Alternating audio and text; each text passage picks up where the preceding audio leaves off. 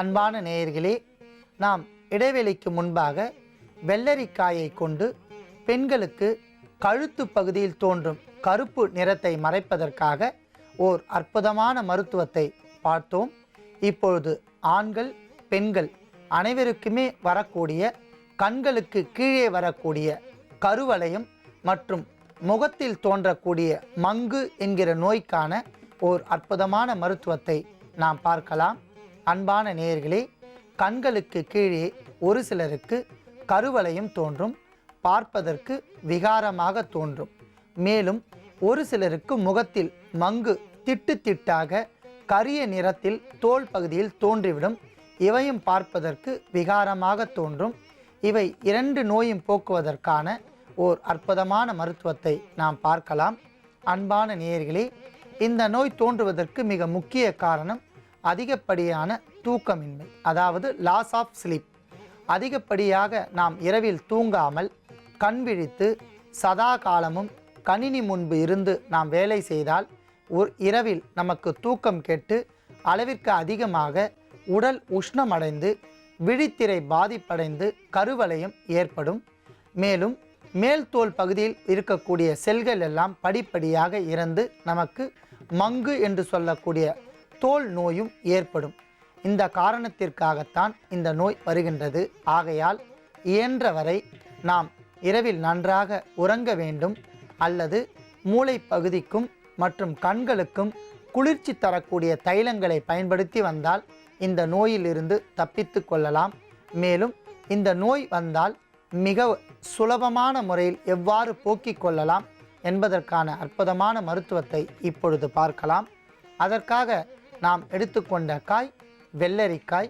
குளிர்ச்சியாகவும் கருவளையத்தை போக்கக்கூடிய அற்புதமான ஆற்றல் இருப்பதால் வெள்ளரிக்காயும் எடுத்து வைத்துள்ளோம். அடுத்ததாக நாட்டு தக்காளி துண்டுகள். ஹைபிரிட் என்று சொல்லக்கூடிய கலப்பின தக்காளியை கண்டிப்பாக பயன்படுத்தக்கூடாது. ஏனென்றால் நாட்டு தக்காளியில்தான் இனிப்பு புளிப்புச்சுவை சேர்ந்து இருப்பதால் தோலில் இருக்கக்கூடிய கருவளையத்தை நீக்கி மங்கு என்று சொல்லக்கூடிய தோல் நோயை நீக்கக்கூடிய ஆற்றல் நாட்டு தக்காளியில் இருப்பதால் நாட்டு தக்காளி துண்டுகள் 2. அடுத்ததாக சுத்தமான சந்தனத்தூள். கண்டிப்பாக கடைகளில் விற்கும் போலி சந்தனத்தூள்களை பயன்படுத்த வேண்டாம். சந்தனக்கட்டையை நன்றாக அரைத்து அந்த தூளை நாம் எடுத்துக்கொள்ள வேண்டும். அப்பொழுதுதான் தோலிற்கு எந்த வகையான பக்க விளைவுகளும் ஏற்படாது. ஆகையால் சுத்தமான சந்தனத்தூளையும் நாம் எடுத்து வைத்துள்ளோம். அடுத்ததாக பன்னீர். நாமே தயாரித்த பன்னீரை எடுத்து வைத்துள்ளோம். ஏனென்றால் குளிர்ச்சியான பொருட்களுக்கு மிகவும் அற்புதமான ஆற்றல் இருப்பதால் தோலில் இருக்கக்கூடிய சுருக்கங்களை நீக்கி குளிர்ச்சி தரும் என்பதால் பன்னீரையும் எடுத்து வைத்துள்ளோம். அன்பான நேயர்களே, நாம் எடுத்துக்கொண்ட பொருட்களின் அளவுகளின்படி செய்முறையை இப்பொழுது பார்க்கலாம். வெள்ளரிக்காய் துண்டு 25 கிராம், நாட்டு தக்காளி நறுக்கிய துண்டுகள் 25 கிராம் மற்றும் சந்தனத்தூள் அரை தேக்கரண்டி. இவை மூன்றையும் கூழ் பதத்தில் அரைத்து எடுக்கவும். அன்பான நேயர்களே, மூன்றும் சேர்த்து கூழ் பதத்தில் அரைத்து கொண்டது இப்பொழுது பார்க்கலாம். தனியாக அரைத்து எடுத்து கொண்டதில் நாம் சுத்தமான பன்னீர் 1 தேக்கரண்டி சேர்த்து கலக்கவும்.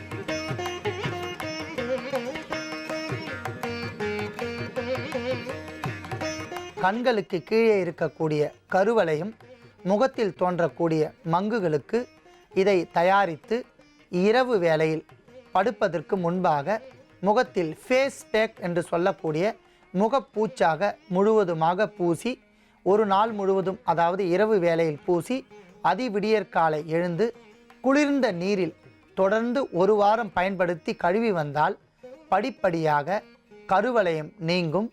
கண்களுக்கு ஒரு புத்துணர்ச்சி தரும். கண்கள் அழகாகும்.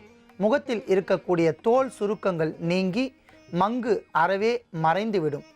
அன்பான நேயர்களே, எளிமையான முறையில் எந்த பக்க விளைவுகளும் இல்லாத நாம் தயாரித்த இந்த மருந்தை நோய் உடையவர்கள் பயன்படுத்தி நோயின்றி வாழ வேண்டுகிறேன்.